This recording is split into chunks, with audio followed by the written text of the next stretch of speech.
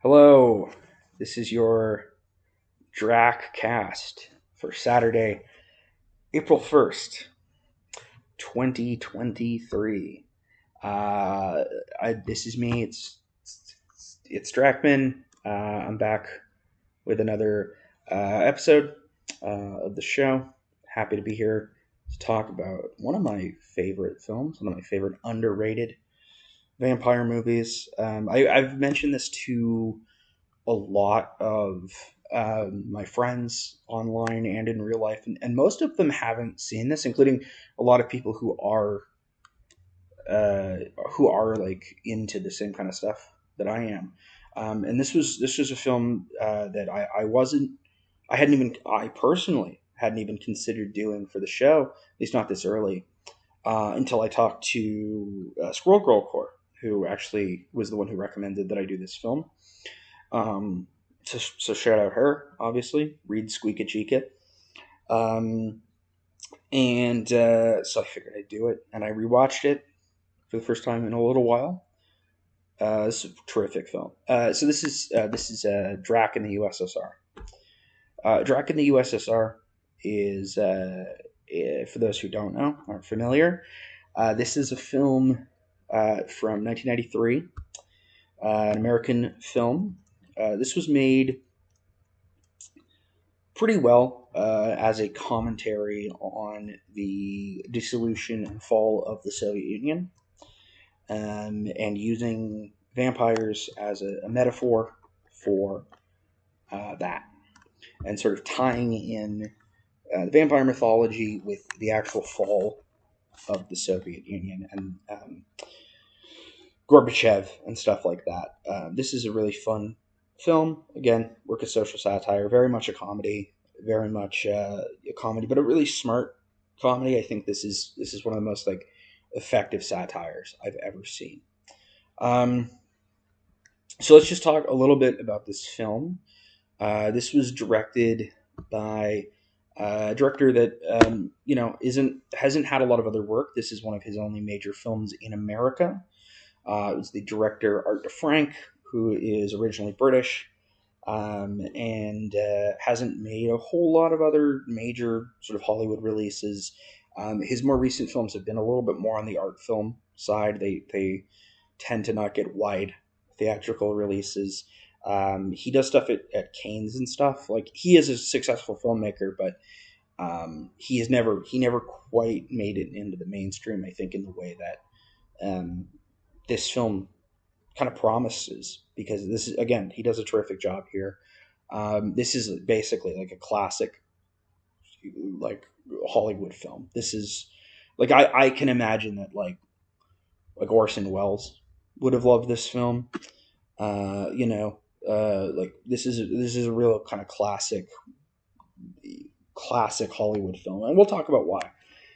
Because this is, so I should mention, this is a film people should just go watch. But given that it's actually kind of hard to find now, it's not on most major streaming services. I think you have to have, I had it pulled up, at least in North America, most of North America, Canada, the US, Mexico, probably Mexico as well. I don't know.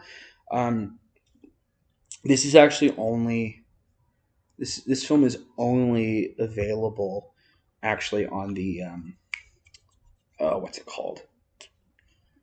This was so it was originally, for a while you could only get this on the PlayStation Store, and then after the PlayStation Store stopped doing movies, now it's a movie you can only buy on Steam.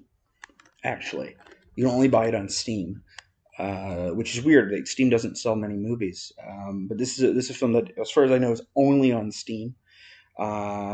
It's not streaming anywhere. You can only buy it on Steam, and which is really weird and unfortunate. But I think it's one of Gabe Newell's favorite movies, so I think that's why. And of course, you can also get it physically, although good luck tracking it down. It's really unfortunate, because this is a great film, and it's hard to watch. It's very cheap on Steam. You get it for like $2, a little bit less during one of the Steam sales. Not important.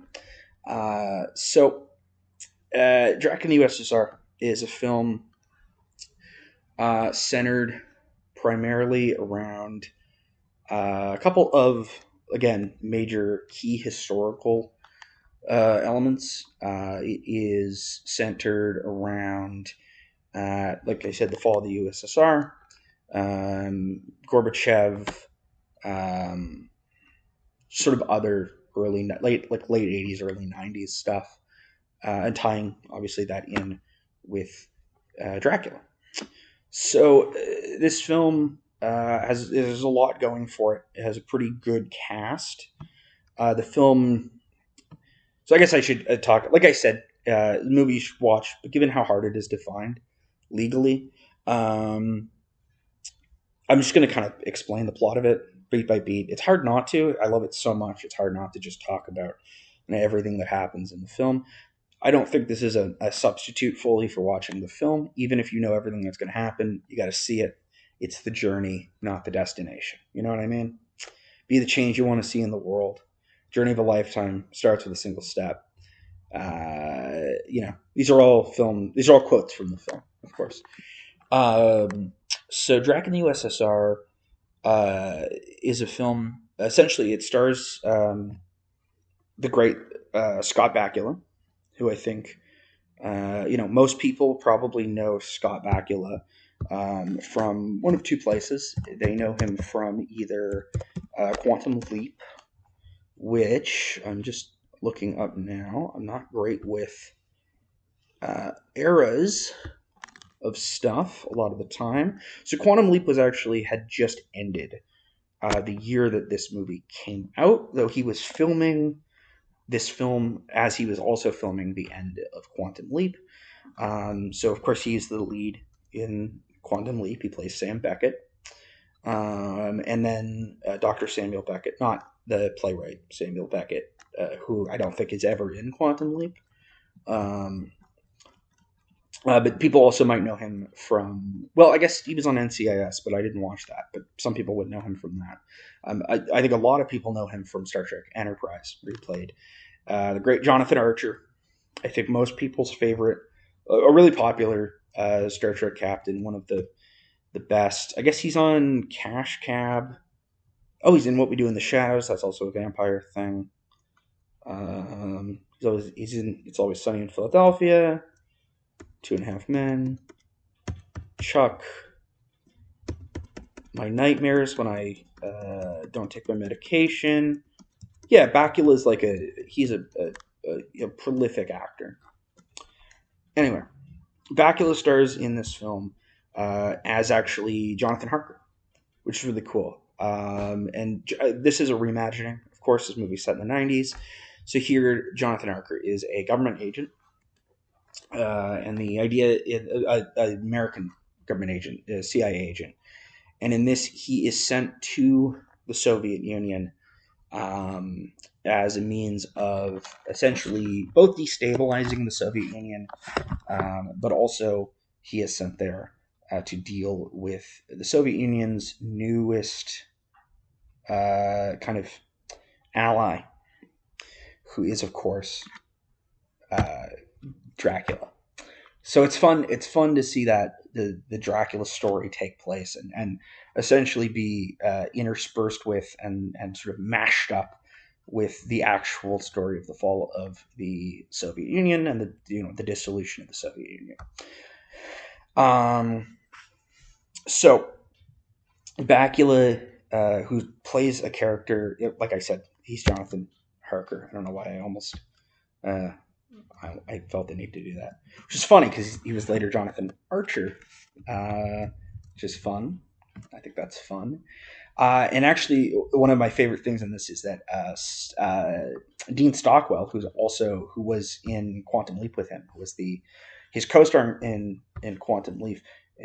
Quantum Leap actually briefly appears as well as another CIA agent. And according to the script, and this is fun, according to the script, that character is supposed to be Arthur Holmwood, which is really cool. They never say it in the movie, and he isn't credited as Arthur Holmwood, of course, from the novel Dracula, but that is in script who he is supposed to be, which is really cool. So anyway, he's a spy. He's sent to the Soviet Union to meet with his contact in the Soviet Union, who is, of course, Dr. Van Helsing. And Dr. Van Helsing in this film is actually played brilliantly, I might add, by Alan Rickman. And so Alan Rickman is there, and Rickman does great. I mean, this is an underrated. He's terrific in this, and it's a shame that people don't appreciate his performance as Van Helsing more. He even does like an accent, which is fun. He's doing sort of like an accurate kind of Dutch accent, which is really cool. And the idea here is supposed to be that Van Helsing is a medical doctor, as he is in the book, which is cool. And Van Helsing has been in the Soviet Union, even though he is not from the Eastern Bloc. He's in the Soviet Union dealing with survivors of Chernobyl, specifically. He's like dealing with sort of radiation and stuff, which is pretty cool. And it was a bit controversial that this was a film that was sort of fictionalizing that tragedy. But Art DeFrank, the director of the film, always sort of defended it by saying, I'm bringing these issues to light. This isn't meant to be disrespectful to the people who actually died in Chernobyl or were infected in Chernobyl. Of course, this is a film, a work of fiction, work of satire. So anyway, Harker and Van Helsing meet up, and Van Helsing essentially explains, because what we learn is that Van Helsing is actually working for the West. He was initially not even a defector, but he'd gone over as like a UN thing, like an international effort to deal with the Chernobyl disaster and any of its lingering medical effects. But he has this is a really dense, kind of plot heavy movie. He has defected sort of to the Soviet Union. He was supposed to leave with the other members of the UN. He wouldn't, not because he is like a Soviet sympathizer, but because he just won't abandon his patients, and he looks at all of these people as his patients. Again, it's a really great Van Helsing. And he is the one who has tipped the West off about Dracula. The Dracula is here. Because he's aware of Dracula. He's met Dracula. It's really cool. And it's great. I love that they got Alan Rickman to do this role. So Bakula's there, and so the two of them they end up encountering a KGB agent, a female KGB agent, like a woman, who is played by Sharon Stone. So Sharon Stone shows up as this KGB agent, and she sort of begins to seduce Harker, and she's her character isn't based on any character from the book. She's just her name is Ivanova or Ivanova. I said it like the character from Bab 5. Sorry, no, her name is Ivanova. That's how they pronounce it in the film. And she is she's a Soviet agent there, and she is working for Dracula. Although as the film goes on, she does join our heroes, and so Dracula is the one. And what's really cool is like they do a good job of not showing Dracula too early. I think a lesser film might have opened with Dracula. This film doesn't. You have to wait a good solid amount of time before Dracula shows up. Not too long, of course. He does show up in the first act, but it's not right away. you have to build to it. It's not till they're in Russia. They've already met Ivanova. They've already met each other. Basically, as Act 1 is wrapping up, that's when Dracula shows up. And Dracula in this film is actually played. This is really cool. I love this. It's an early performance by a young Mads Mikkelsen,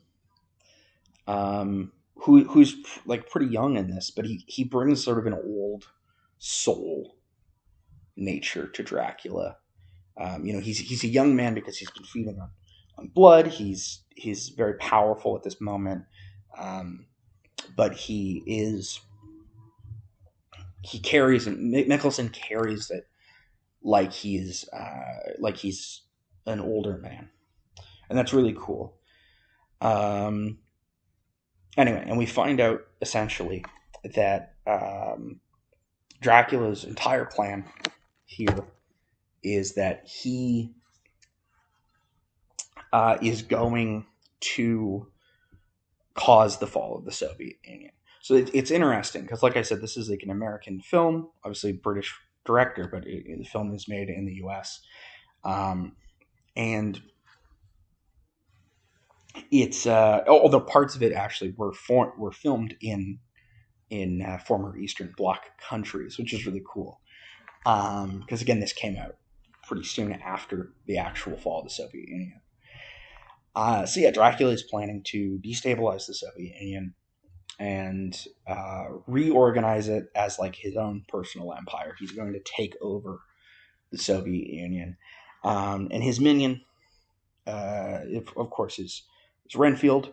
Renfield is played brilliantly in a rare villainous turn for Robin Williams. Although it's a comedic role. Renfield is very much a comedic character in this, but it is a young, not young, but it's Robin Williams, who is Renfield, and most of his lines are improvised, but he's not in the film as much as you might think. He was busy at the time, so he's not in the film as much as you might expect. It's a stunt cast, but I mean he's great in it. Don't get me wrong, he's fucking Robin Williams. He's a legend. So Dracula spends a lot of his time talking to Renfield and sort of monologuing to Renfield, and they play off each other. There's a lot of comedy there. It's a very well done dynamic between the two of them. And the idea is essentially that there's this great scene. Dracula pulls out a map of Russia, of the Soviet Union, but he's relabeled it as Draculand. I like Draculand as a country.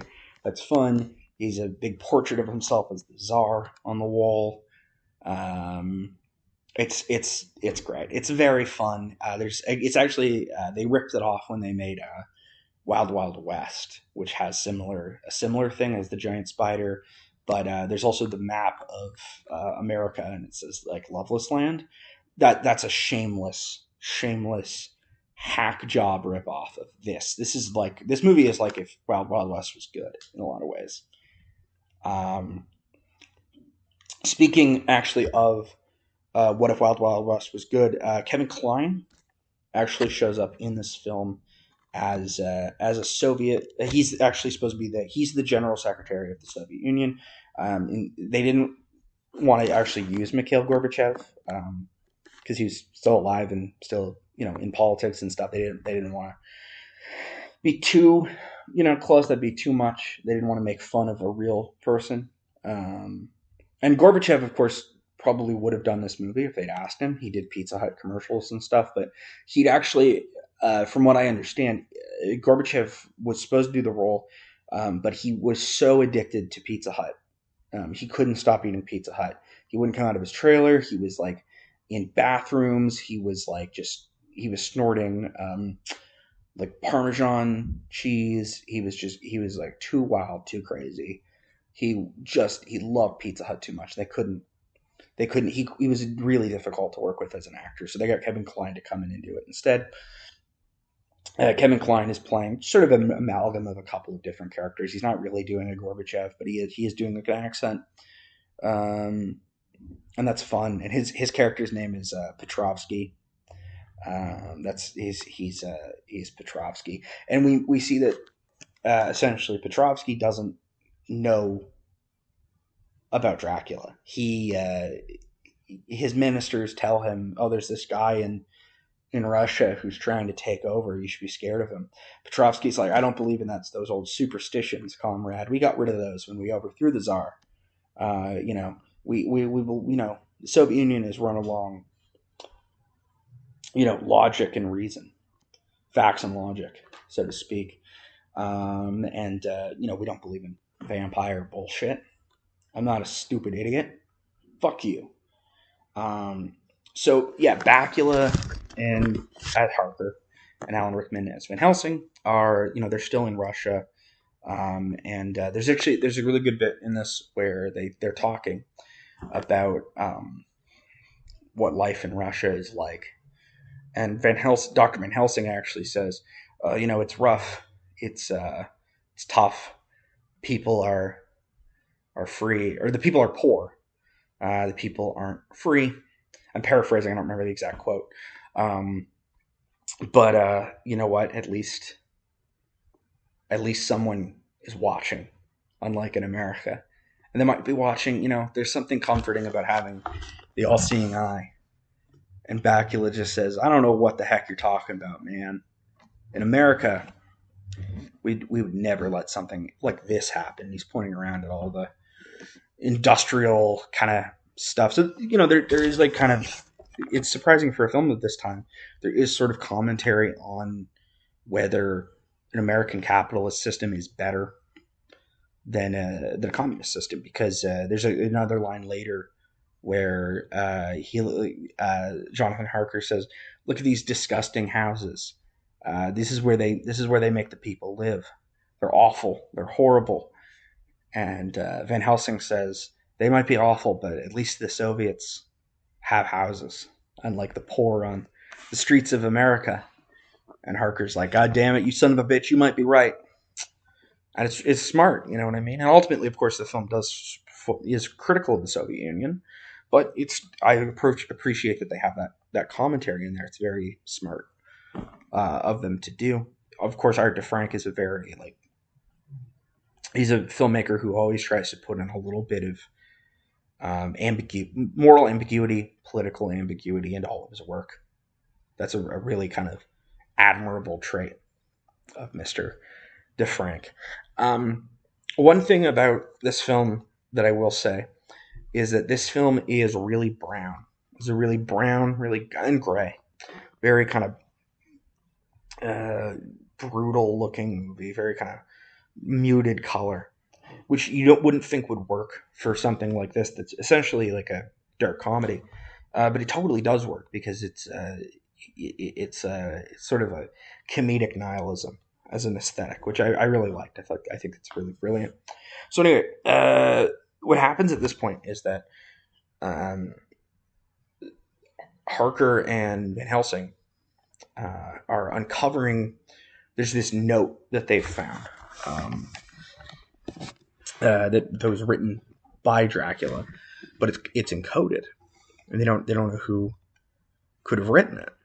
And so they go, they're going around and they're trying to figure this out, and they end up meeting a woman whose name is Mina, which is fun. She's not much like Mina Murray.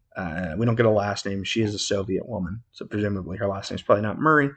But Mina helps them translate this, which is just fun. Mina is actually played, fun fact, by Emma Thompson. It's just a cameo, but she does a very good job. It's a surprisingly funny role for Emma Thompson. It's very, very good little bit. And for a second, I thought she might be like a love interest, given that it is Mina. But this is her only scene. She is only in this one scene. The love interest in this film is Ivanova, who shows up again. And while she initially actually tried to assassinate our heroes, they never saw her face. So they don't know that this is this woman. And so what happens is that Harker goes to a nightclub because the message essentially says that they're supposed to meet with the colonel. And the colonel is this figure, this mysterious figure.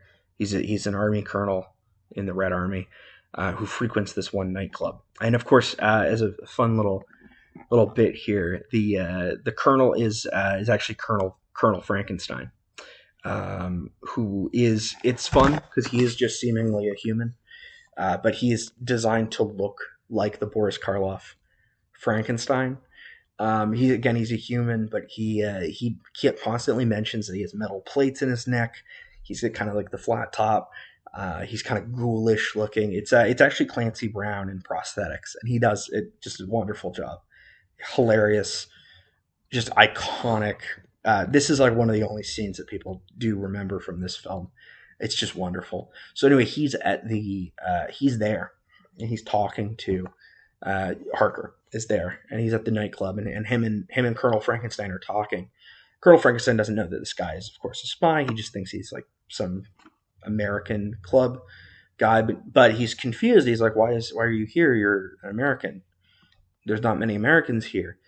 And Harker realizes in this moment that he has completely forgotten to use a Russian accent here, and he's like, God damn it, because he's been using a fake Russian accent for the rest of the time that he's talking to these Russians, but he doesn't use the Russian accent because what we find out is that he can't use the Russian accent if he has an erection, and he has an erection because he's looking at Sharon Stone as Ivanova, who's dressed all sexy and is trying to seduce him, and so he can't.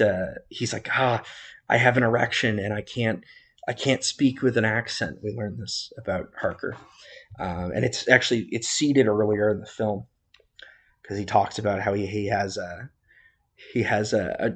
form of erectile dysfunction, but not the kind you think. So it's not that he can't get an erection; it's that when he gets an erection, he can't speak in an accent. He's bad at being a spy. It's like a reverse James Bond thing.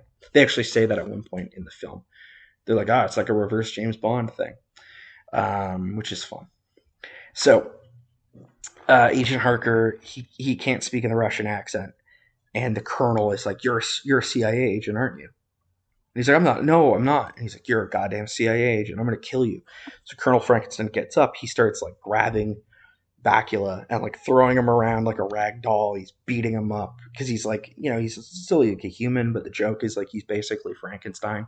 So he's shoving Bakula's head through the wall, and Bakula actually looks at the camera and he goes, God damn it, that hurts, ow, and he says, if only I could leap out of harm's way, which is a really funny little reference to Quantum Leap, which of course is the show that Scott Bakula was on at this time.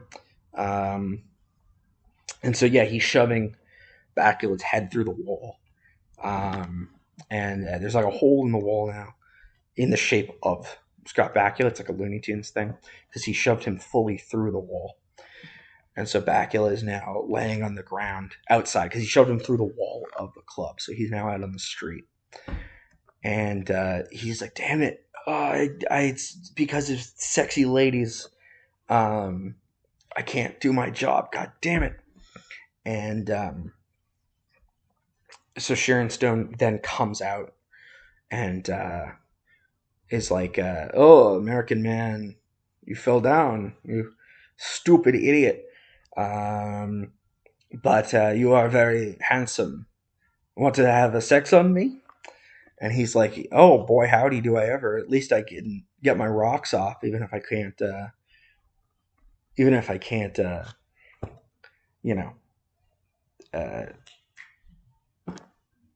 do my spy work. So there's then a sex scene, and this is by the way, this is like so the sex scene that they have is surprisingly graphic. So there's an interesting story about this. I'll talk about it when we talk about it. So there's a sex scene here, again, surprisingly graphic for this film. So there's two really interesting things about this. So one is that this scene, when they were filming it, um, Scott Bakula's penis is too big. And they were like, well, Scott, this is distracting. Art DeFranco was like, no one is going to be able to watch this movie and, appreciate the satire. They're just going to be talking about how huge Scott Bakula's dick is. So what they actually did is they went out and they found, they needed a smaller dick. So they actually had Graham Lineham come in. This is pre-IT crowd, being a weird extremist fucking political weirdo. So Graham Lineham comes in and he is the stand-in, the penis stand-in, because he's got a small dick.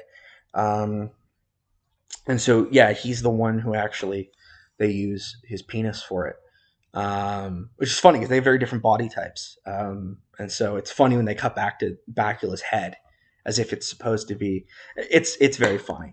The technology to do this was, I believe, when R. Kelly was on trial initially, and he said that the sex tape that he was in was fake. They actually used this as a source. They were like, "See, they did it in this movie." He's like, that could also be Graham Lineham in this video." It isn't, of course. It was actually R. Kelly, but R. Kelly is a liar. He's R. Kelly. And so the thing about this scene is this is really graphic, and the film would have gotten an NC-17 rating. But Art DeFranco was like, no way is this movie going to make money if it has an NC-17 rating. This is a film. He's like, you Americans, you don't get it. You are afraid of anything sexual. In Britain, this movie would be played on, Sunday afternoons. This isn't graphic. Fuck you guys. So what they actually did to bribe the MPAA, the Motion Picture Association of America, who rate all the films, is they actually let every member of the MPAA run a train on Graham Lineham. They all had sex with him. And afterwards, because they were so happy about that, they agreed to give the film actually a G rating. So this is actually a G-rated film, despite having a incredibly graphic sex scene in the middle of it. Which is interesting. Now, this wasn't a film that got a major theatrical, wide run, and this story had, of course, been known. So there aren't many reports of people bringing their kids to go see this without knowing that they're going to be the sex scene. Because again, this was a big scandal, of course. But so that's worth noting. Now, the thing about this sex scene is it is pretty irrelevant to the plot. Other than the fact that Sharon Stone tries to poison a condom. She puts poison on the condom, and she's like, oh, if I do this, Jonathan Harker will die. And it's only on the inside, so it won't kill her. But what we find out is that he won't use a condom. And this is fun, even though it wasn't really Scott Bakula having sex. Scott Bakula took Art DeFranco aside. He's like, I can't let people think I use rubber. Scott Bakula only goes raw. And so what they have is that his character is also like, baby, I don't do it. My pull-up game is amazing. I am not going to use a rubber. You don't need me to. And she's like, okay, you know what? Fine. And so they have sex, and he doesn't use the condom, so that doesn't work. And she's like, damn it, I tried to kill him. And him being too good at sex, despite having a small penis, is it's too hard to fight. Too hard to kill him. It makes it hard to kill him. So when eventually, and also he's so good at sex that she's like, maybe I don't want to be evil anymore. Maybe I should defect to America. And you couldn't make this plot happen in a movie today. This would be considered, like, I think, a little gauche. Understandably, it is a little fucked up and weird to imply that a woman can have sex so good that her political opinions change, which of course isn't true. As far as I'm aware, every woman I've ever had sex with has never changed her political views. They're all still horrifically right-wing. Every single woman I've ever had sex with has been horrifically, like, demonstrably They're all like Ayn Rand people. It's a weird thing. I never know that before, but then afterwards I find I'm like, oh, you're like a weird libertarian, and not like the regular not like a left libertarian. You're like a right libertarian. You're like the one girl who's a right libertarian. Anyway, not important. This isn't my therapy session. So whatever. So anyway, after they have sex, and she's thinking about becoming, defecting to America, or at least helping to stop Dracula. Harker goes back to the hideout where he is with Van Helsing, and Dracula shows up, and he's so mad at Sharon Stone. He's like, Ivanova, you failed me. You were supposed to make that man. You're supposed to kill that guy. And she's like, I'm sorry, Dracula, but I couldn't do it. It didn't work. And he's like, Dracula's like, baby, you're supposed to only love me. And then you realize, oh my God, Sharon Stone in this movie, she's one of the brides of Dracula. That's right. And it's been seeded before, of course. We never see her during the daytime. It's super pale. So it makes sense that she's actually one of Dracula's vampire brides. And she's like, he meant nothing to me. And Dracula's like, well, really? Why didn't you just fucking bite him? You're a fucking vampire. And she's like, damn it, you're right. And so Dracula's like so mad at her that he's like, I'm gonna make you move to the Chernobyl exclusion zone. I'm gonna exile you there. And she's like, no, please, because we find out that atomic, like nuclear radiation doesn't kill vampires, but it's very unpleasant for them. And he's like, yeah, I'm going to trap you in my dungeon there. And so he ends up sending her there, and she's trapped in this weird like Terry Gilliam dungeon thing. It's not actually Terry Gilliam, of course, but it's very like Terry Gilliam-esque, very inspired by him. Anyway, so back at the hideout, Van Helsing's like, hey, how was sex? And Jonathan Harker's like, oh, it's pretty cool, man. There's this really weird thing, though, where she put a bunch of shit on the condom, and she said it was going to make sex feel better, but I didn't use the condom. And Van Helsing's like, wait a minute, I'm a doctor. And because I'm a doctor, that means that I know that she was probably putting poison on the condom, because that's a thing I know as a doctor. And Bacula's like, oh God, no, she's evil. She's working for Dracula.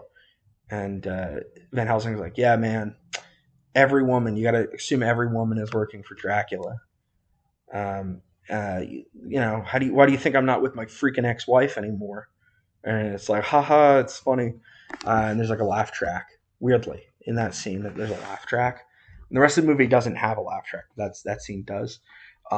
It's an interesting satirical choice, I think, to kind of show that all of life is really like a sitcom. Anyway, so what happens at this point is that what they hear is like, oh, you're never going to believe this, actually. But basically, the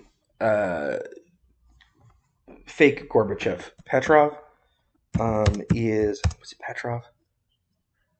Yeah.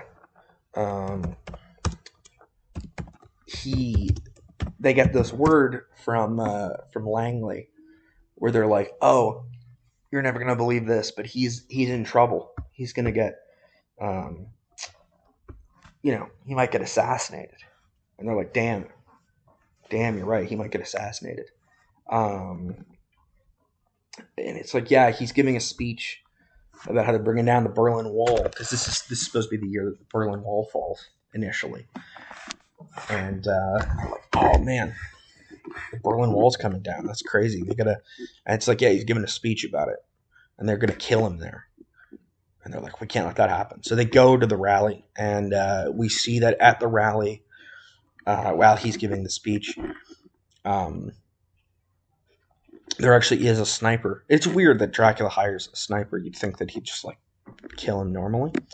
But there's actually a guy with a gun as a sniper, and they go and they catch him. And this is actually a really cool role. This is actually a cameo by Sirhan Sirhan, who actually is the assassin, of course, who killed Bobby Kennedy. And they actually got Sirhan Sirhan from his prison to be in the film.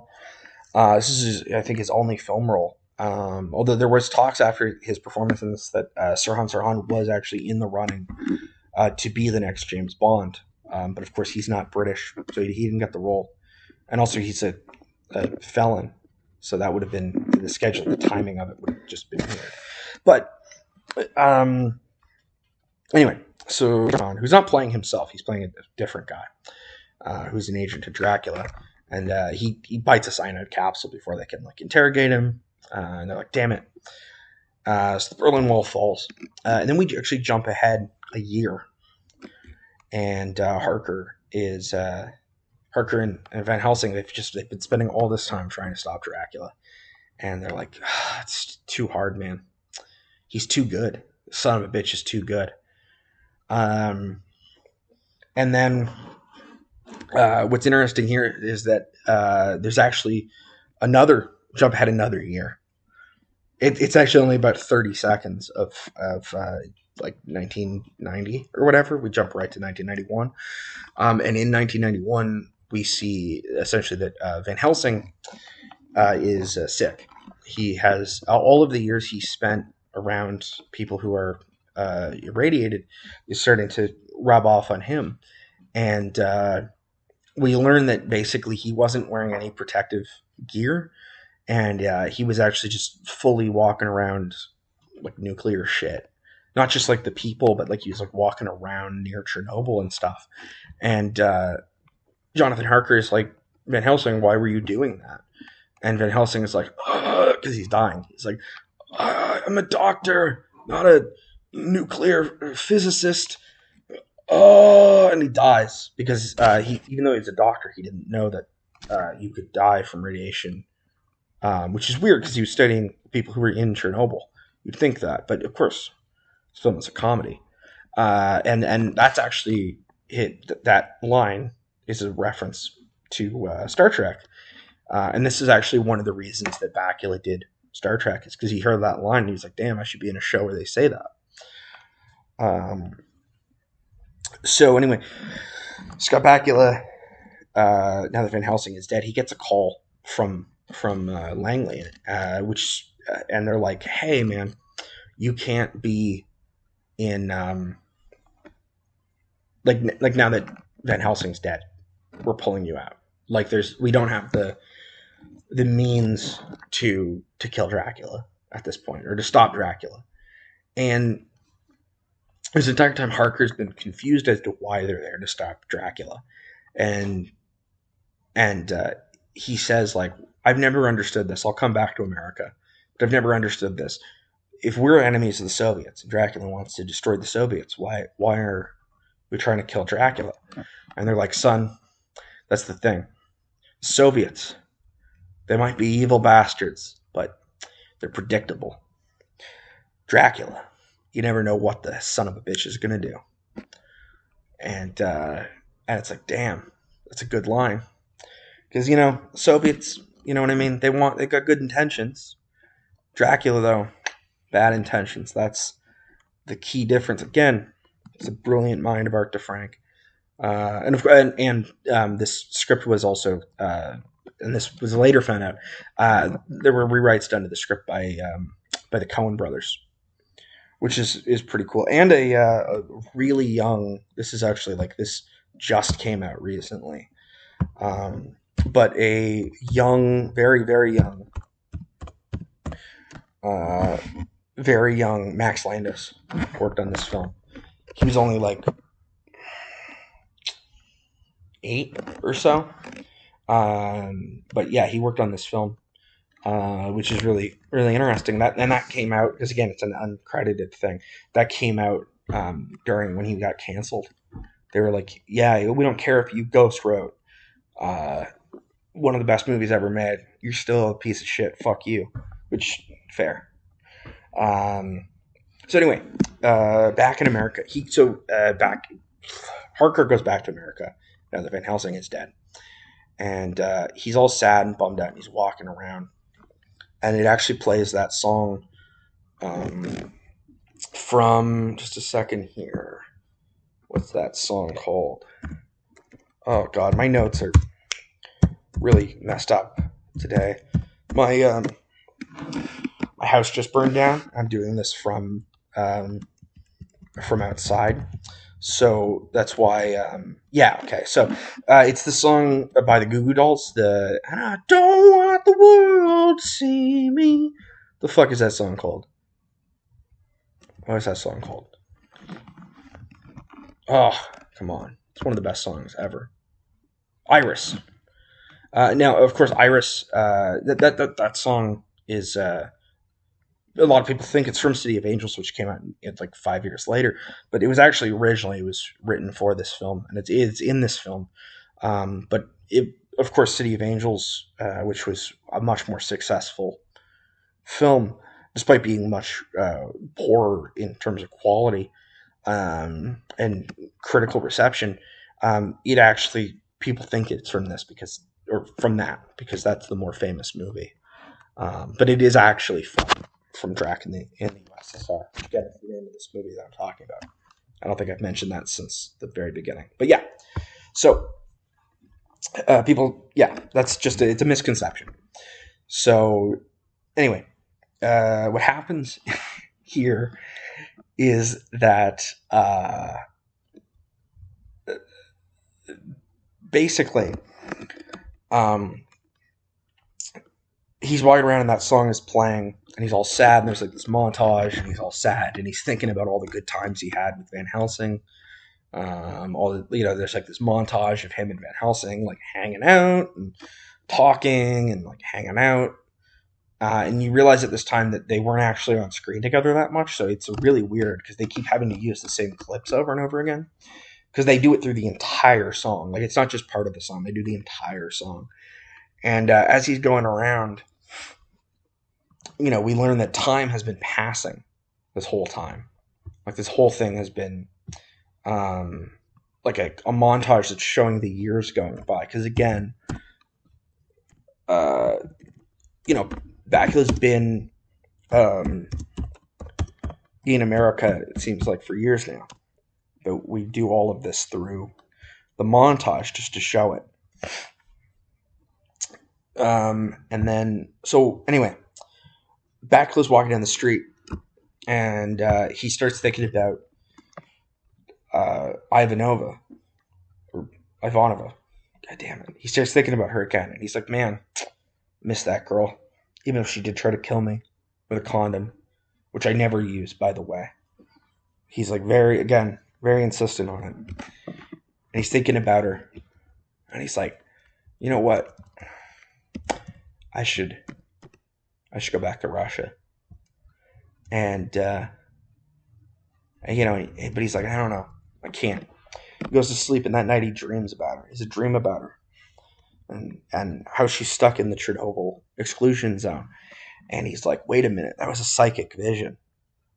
Because she's a vampire, and vampires aren't real, so you can make up whatever mythology you want. So apparently in this mythology, this movie's mythology, you just have a psychic vision of your vampire that you had sex with once because you had sex with her. So you can have a psychic. This is all explained in the tie-in comic book, the 6-issue tie-in comic that was published by Valiant, which I might review it at a later time. It's by Frank Miller. It's worth checking out. It's really good. So he wakes up and he's like, oh my god, and he opens up the window, and this is all very reference to Christmas Carol. He opens the window, and there's a little like Oliver Twist, like Charles Dickens, little boy outside, with a crutch. It's like a Tiny Tim type kid, and he's like, "Oi, hey there, sir." He's a little Cockney child, and Jonathan Harker's like, "Tell me, boy, what day is it today? What day is it today?" And the little boy is like, "What, sir? It's December 26th, 1991. And Scott Bakula's like, oh my god, That's the day the Soviet Union falls. I need to get on the plane. So he gets on a plane, and he's flying there, and he's like in his seat, and he's all jittery, he's all excited, and he looks over, and the person he's actually on the plane next to is actually Leslie Nielsen, which is fun because Leslie Nielsen, of course, in the movie Airplane. And he looks at Leslie Nielsen, and he's like, "Oh, where are you going? Soviet Union?" And Leslie Nielsen's like, "Yeah, I'm going to the Soviet Union so I can fart and crap." And it's like, oh, it's that classic Leslie Nielsen Airplane humor. Love that guy. So funny. And of course, Leslie Nielsen was also in a Dracula movie. He was in Dracula Dead and Loving It, which is far inferior to this film. This film's way funnier than that. So, and then you hear like, "This is your pilot speaking." And you're like, whoa, that's a scary pilot voice. And you never see him. But it is credited. The pilot in this scene is actually played by, it's a really cute cameo. It's Christopher Lee, of course, who was famous for playing Count Dooku and Saruman. And so, anyway, he has no other connection. This is actually his only connection to Dracula.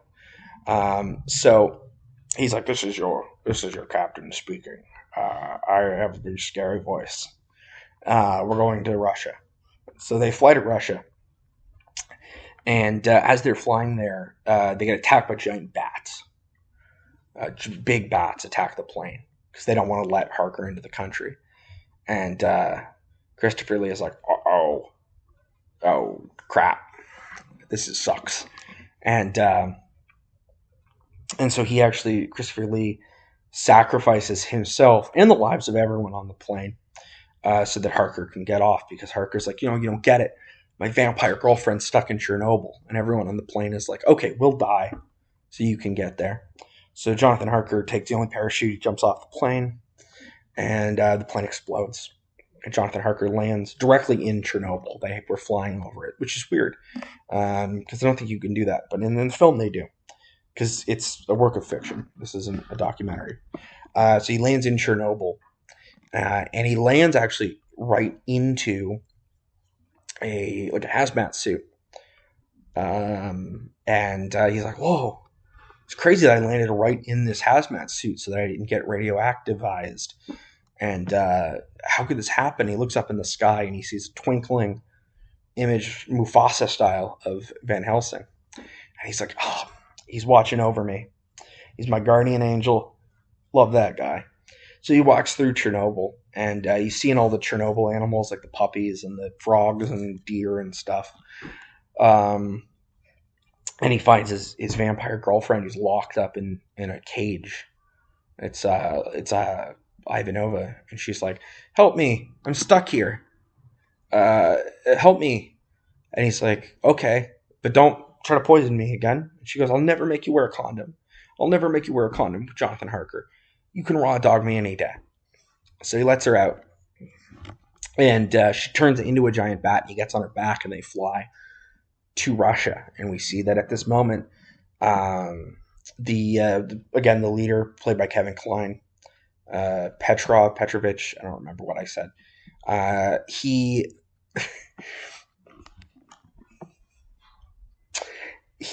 is giving a speech to everyone where he's like, ladies and gentlemen, we're going to end the Soviet Union. It's done. This movie's, we're not going to do this anymore. We're going to go back to being we're just going to become like a regular, normal country where the life expectancy goes down significantly, and weird theocrats and fascists take over, and the country gets significantly worse. And we're going to do this, and it's going to be awesome. And the people are like, he's like, the people are going to love this speech. But before he can go out and do it, who's there but Count Dracula?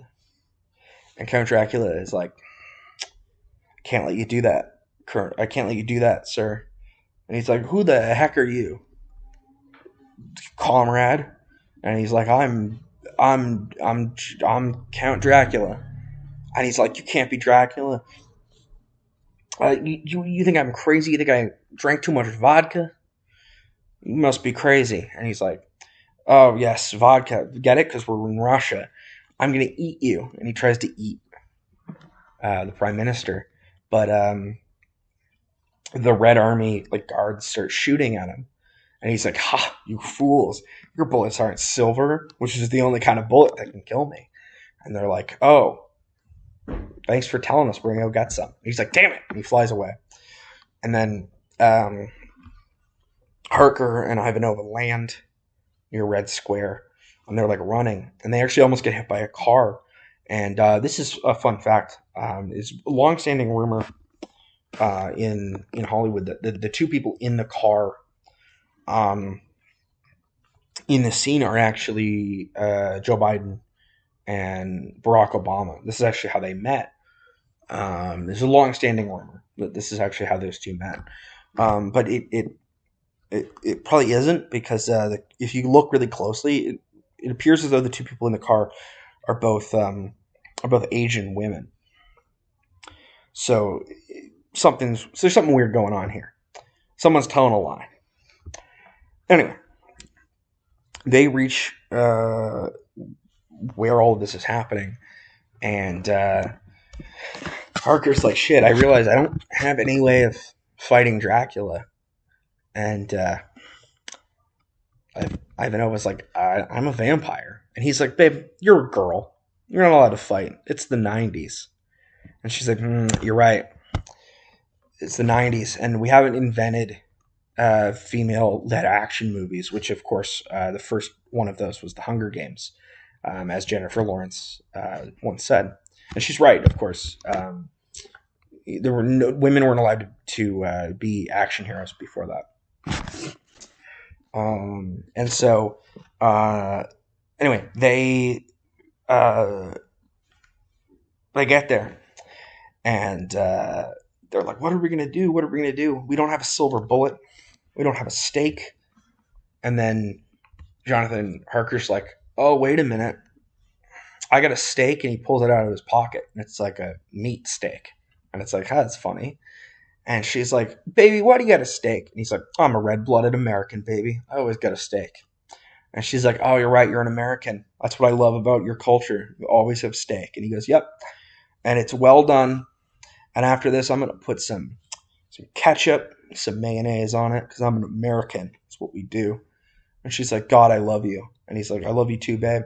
And he throws the big, wet, sloppy steaks. Like, I think you should leave. That's actually probably inspired by this, because this is one of Tim Robinson's favorite films, I've heard. He throws the steak right at Dracula. It hits Dracula right in the face. And Dracula goes, "No, my weakness, a steak." Because obviously that's how you kill a Dracula. And so Dracula crumbles into dust.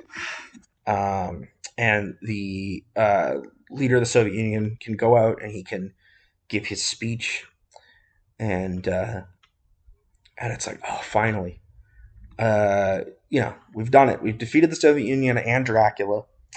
The Cold War is over. We're never going to have to deal with these people ever again. Russia's going to become super normal. Never going to be a problem again for the West or anyone else. He's finally done it. And then we cut back to America, and we see the president. The president is actually played. It's Michael Douglas, as his character from The American President. And he's like, "Well, we did it. I can't do a good. Well, we did. I'm Michael Douglas. I can't really do a good Michael Douglas impression." But he's there, and he's like, "Well, we did it. We finally defeated the Soviet Union. They're gone. They're done for. And this is awesome. I'm Michael Douglas." And they're like, "Yeah, this is awesome, Mr. President. You did it. You defeated the Soviet Union. It was all you. You did it." And he's like, "I did it. America has won. Just like we won the space race and the war on drugs. And next, we're going to defeat the Chinese. Why, I bet that the Chinese won't even be communist by the year 2000. And, of course, this was the 90s. They thought that was going to happen. And then we cut. It's like the marriage of Jonathan Harker and Ivanova, and they're like they go back to their apartment, because they live in like a little apartment, even though they're CIA agents who just saved the world. and they're there and they're hanging out, and then suddenly, the movie actually, it's weird. The movie ends almost exactly like the Super Mario Brothers movie, like the original one, because Princess Daisy runs in wearing like weird Mad Max gear, and she's like, "Oh, you're never gonna believe it, but we need you again." And they're like, "Oh, what?" And Ivanova's like, "I believe her." It's just that scene. It's the scene from the Super Mario Brothers movie, but with Scott Bakula and Sharon Stone. And they're like, "Okay, let's do it." And then the title comes up, and it's like Drac in the USSR, and it starts playing Back in the USSR by the Beatles, but it's a cover of it by Smash Mouth because it's the 90s. Um, and so anyway, that happens, and the credits roll, and then this movie has an after credits scene, which was rare back then. And the after credits scene is a guy comes out of the shadows, and he's like, "Oh, we've done it! We finally did it! We defeated the communists, and now we can take over. Isn't that right, Master?" And it's Renfield comes out of the shadows. He's like, "I'm working my new master. Isn't that right?" And then his new master turns around and smiles like Thanos at the end of the first Avengers, and it's actually Vladimir Putin, and he does like a smile, and then the movie ends. That's the end of the movie. So I've been talking for over an hour now about Drac in the USSR. This movie is there's so much to talk about with this film. I mean, it is just dense. It's packed with just so many great moments. Everything about it is just so good. Christopher Lee said this was his favorite film to ever do, even though he just has the cameo. So this is the role he's the proudest of. The film was unfortunately robbed of a Best Picture nomination. The movie that beat it, of course, was 1993. Again, you have to forgive me. I am doing this in a shelter because my home did just burn down. It was Unforgiven. So I guess Unforgiven was the Best Picture winner. Oh, no, that doesn't make any sense. Just a second. That's the year before. So the 1994 Oscars is the film was beaten by Schindler's List. Whatever. This movie's way better than Schindler's List. Way better than Schindler's List. Are you kidding me? It was a way better movie than Schindler's List. This should have at least been nominated, which it wasn't. This film, the only nomination in this film was actually Robin Williams for Best Supporting Actor, which he also didn't win. Unfortunately, he's robbed of that achievement.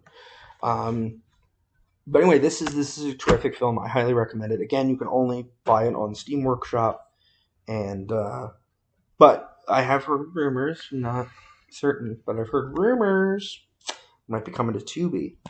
So check it out there. And so in 2011, someone asked Art DeFranco if he would ever do a sequel to this film. And Art DeFranco told them to fuck off because they were actually in his house. They'd broken into his house to ask him that. And started shooting at them with his gun. He has a gun. His famous gun. And anyway, so no word on the sequel yet. It was 2011, over 10 years ago. I think at this point, it might not happen, but Hollywood has reboot fever. They got sequel fever, baby. So maybe we'll get it. You know what I mean? We got a new Jumanji. We got a new RoboCop. They remade Adventures in Babysitting. Doogie Howser, I think. I don't think it's Doogie. I don't think it's called the same thing, but it is just there's a Doogie Howser reboot, but it's like a girl. I don't know. Who fucking cares? Drac in the USSR, best movie ever made. His movies are right up there with like Darkman and I don't know, other movies for like my favorite film. You know who's a huge fan of this film is actually Alejandro Jodorowsky, who said that he thought the movie was really cool, and he's happy he didn't do Dune, because if he'd done Dune, he doesn't think this movie would have happened.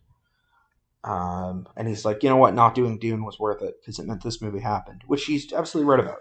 This is way better than any movie that anyone has ever made based on Dune. This movie's awesome. I love this movie. You should fucking watch it. Anyway, this was the DracCast for April 1st. Again, April 1st, 2023. Next week, or however often I do this show, we are going to be talking about a movie I really like. This is Frankenstein meets The Golf Man, which is a movie where Frankenstein fights Tiger Woods because Tiger Woods slept with the bride of Frankenstein. Sorry, Bride of Frankenstein, and so they have a fight. Frankenstein meets the Golf Man. Again, that's next week. That's your whenever I do this, it's your homework. Watch Frankenstein meets the Golf Man, not the similarly titled Frankenstein meets the Wolf Man. Frankenstein meets the Golf Man. Wait, this is Dracman signing off, and have a happy April Fool's Day.